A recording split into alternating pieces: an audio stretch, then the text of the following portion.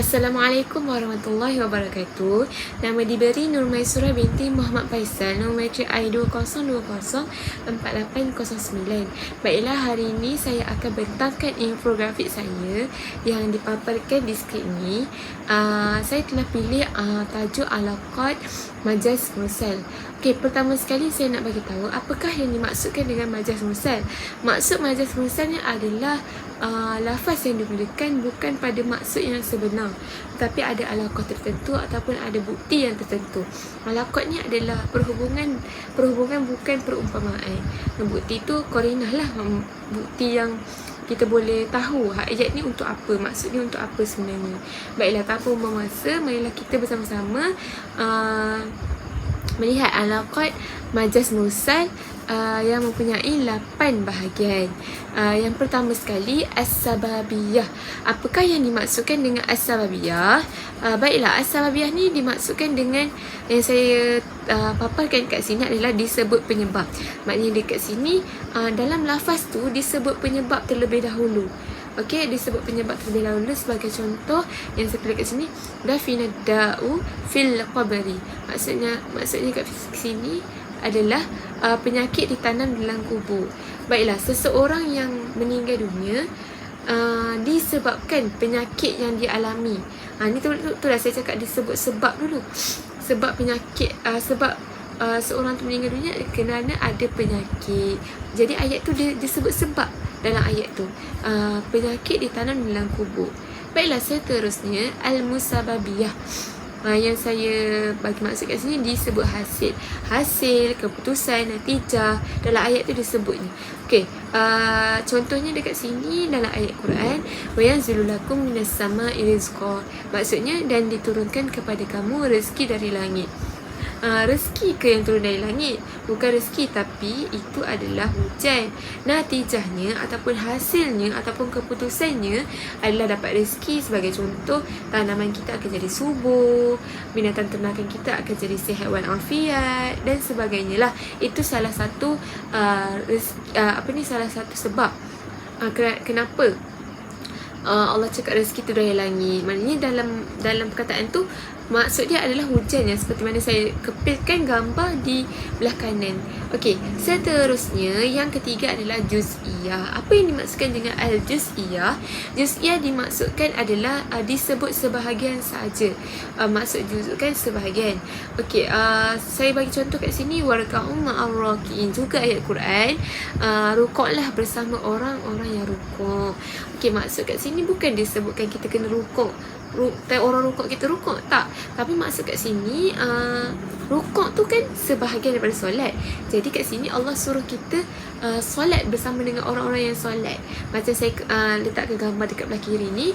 Maknanya solat tu separuh daripada rukuk tu separuh daripada solat.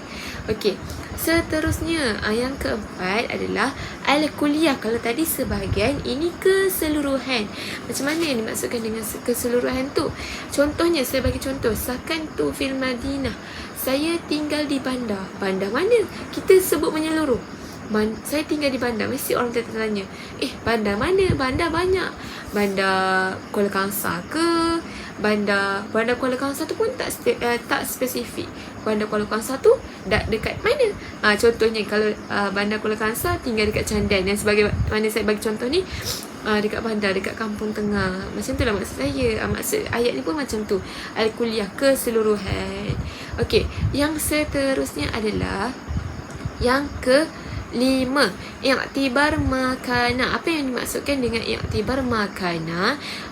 Saya tulis kat sini keadaan yang terdahulu. Maknanya sebelum terjadinya sebelum terjadinya suatu benda tu disebut dalam ayat tu. Okey, sebagai contoh, keadaan yang terdahulu ni, labistul al-qadni. Maksudnya saya memakai kapas. Kita ni pakai kapas ke? Tak, kapas kan baju kan diperbuat daripada kapas. Jadi maknanya kat sini dia sebut sebelum terjadinya baju ni. Maksudnya disebutkan kapas. Saya memakai kapas. Tapi nak sebut kat sini, saya pakai baju bukan pakai kapas. Maksudnya dia sebut sebelum. Okey, kalau tadi disebut sebelum, i'tibar makana. Sekarang ni yang nombor 6 adalah i'tibar ma yakunu. Apakah yang dimaksudkan dengan i'tibar ma yakunu? Iaitu keadaan masa depan. Tadi sebelum ni kehadapan pula, masa depan. Sebagai contoh yang saya cakap kat sini, zara'ul falah al-hubz. Maksudnya kat situ petani itu menanam roti. Kita pernah dengar tak? Kita pernah tengok tak? Seorang petani ke ayah kita ke tanam roti?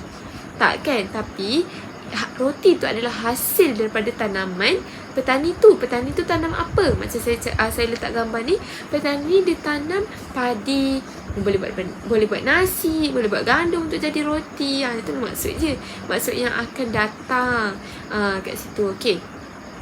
Seterusnya al-mahalliyah. Apa maksud dengan al-mahalliyah? Disebut tempat apa yang dituju. Apa yang dituju tu tempat mana.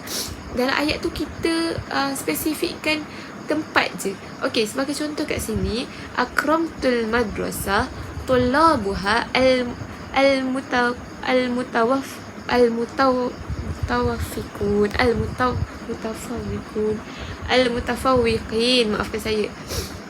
Akramtul madrasah tullabuha al-mutafawwiqin. Maksud dekat situ sekolah memuliakan pelajar-pelajarnya yang berjaya. Sekolah ke yang muliakan pelajar-pelajarnya yang berjaya? Tidak, bukan sekolah. Sekolah pun tak pandai cakap, tak pandai puji kita kalau kita berjaya. Tapi kaki tangan sekolah lah, guru besar, staff-staff dan sebagainya lah, untuk puji kita, yang memuliakan kita. Bukan sekolah tu, tapi yang ada dalam sekolah tu. Okey.